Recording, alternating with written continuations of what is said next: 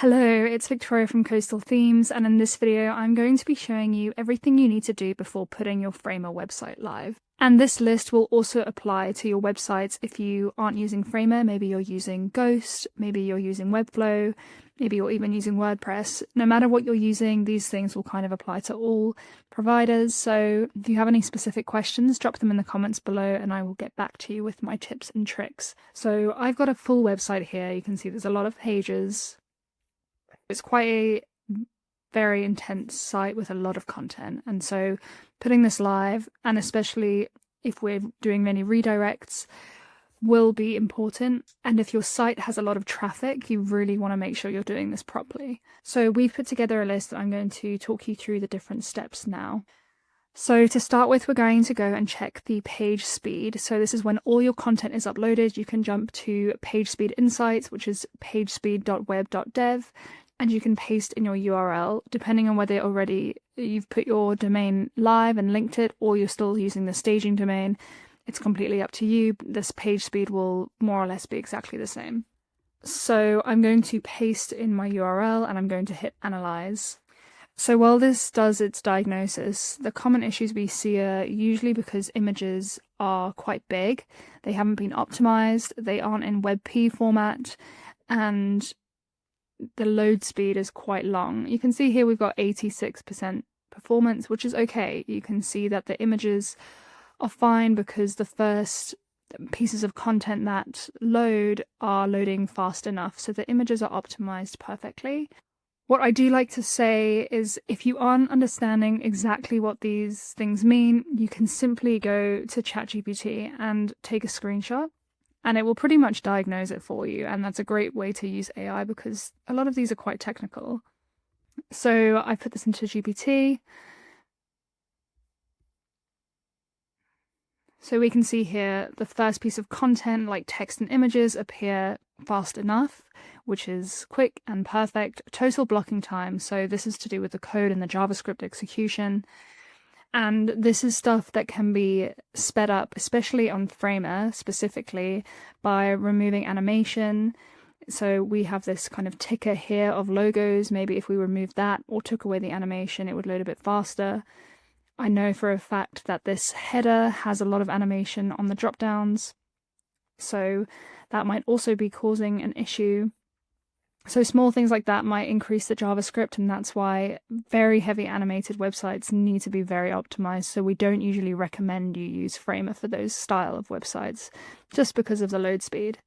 But we can see here there's a few things we could do, like to do with code and third-party things and tracking and analytics and widgets. I know we have HubSpot forms on this site that could also be causing an issue. So just taking a look at this, I'd say the first thing you need to look at is, as long as it loads fast enough initially with the first contentful paint and largest, these are most important because the visuals come up fast enough. But this interaction loading could be better, and that's where you can kind of start diving in a bit deeper to your site and the performance.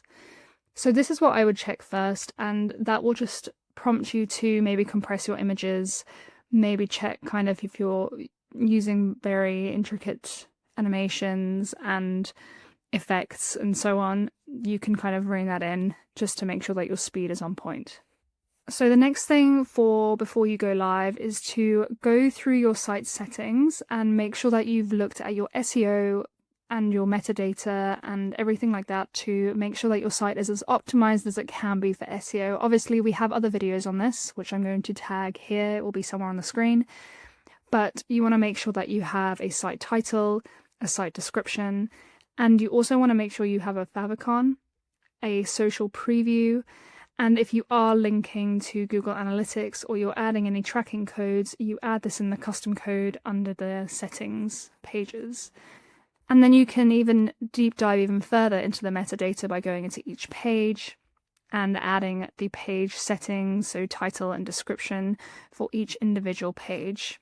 Even when you get to blog posts or CMS settings, you can pull through the title and the short description using the dynamic tags which are available on Framer.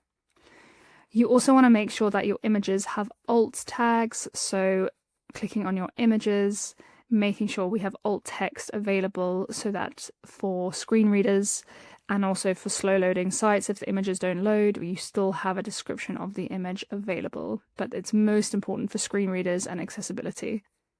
When it does come to accessibility, that is a whole different ballgame, and we can definitely do another video on this. But I would look at things like especially contrast, so that's for readability. Someone who might have an issue can still see the main sections of your site. So by using things like a good contrast ratio, so white on black, black on white, is a lot better than using grey on black, for example, because the contrast isn't high enough, and so the readability will be low. So things like that you can start considering, and there are loads of great tools online to do this. So I will show you one. This is a site called Color Contrast Checker, and it's colorcontrast.cc. And what you can do is paste in your background color hex code. So let's go grab that. And then we can paste in the foreground color. So we can see white on blue passes all accessibility tests, and we have a good ratio. So I can show you an example of a bad one. If we change the color here, we can see even this ratio, which is 3.16, we actually fail in some areas of the accessibility. So this is just white, and to me it looks very readable, but my eyesight is more or less perfect. But for someone who might have an issue with readability, this just won't pass. And we can show you.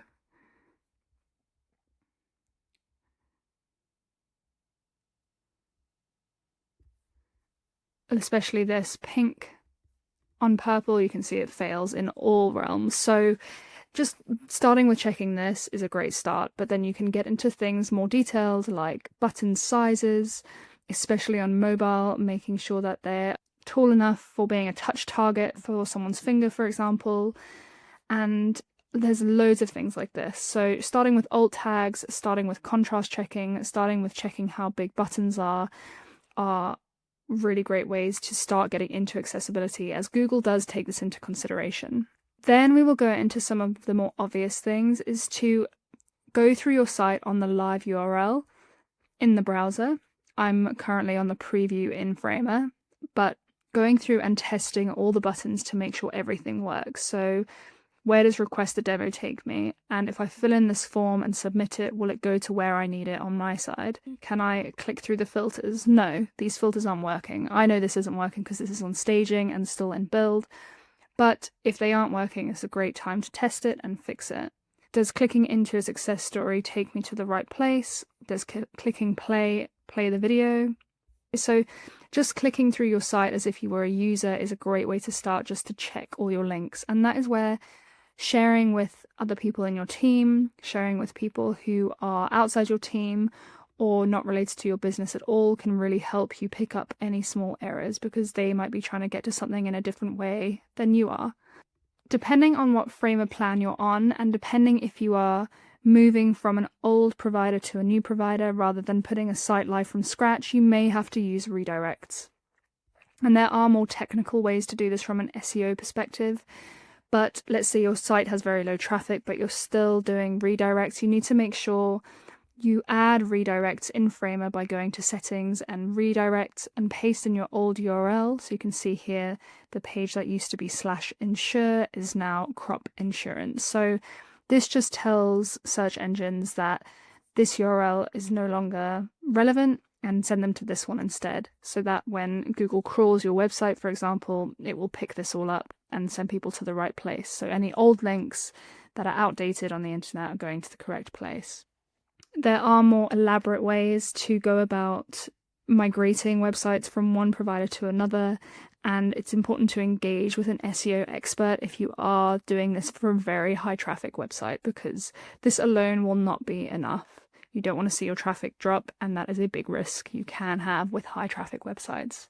If you are interested in a video like this, let us know, and we will bring in an SEO expert and we will give you all the correct tips on how to deal with migrations and site migrations perfectly. And those are the main things you need to check before you go live with your website. Once you're ready to go live, you simply hit publish, and you can link it to your domain, which we have a separate video for, and you can go live, and you will see your domain propagate with your site in the next 48 hours.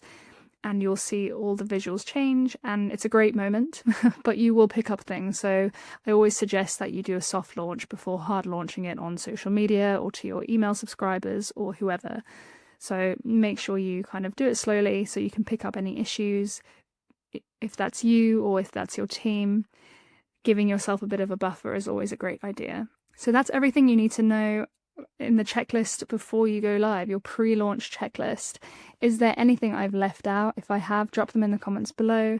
And if you'd like more info on anything I've mentioned in this video, please let me know, and I will see you in the next one. Bye.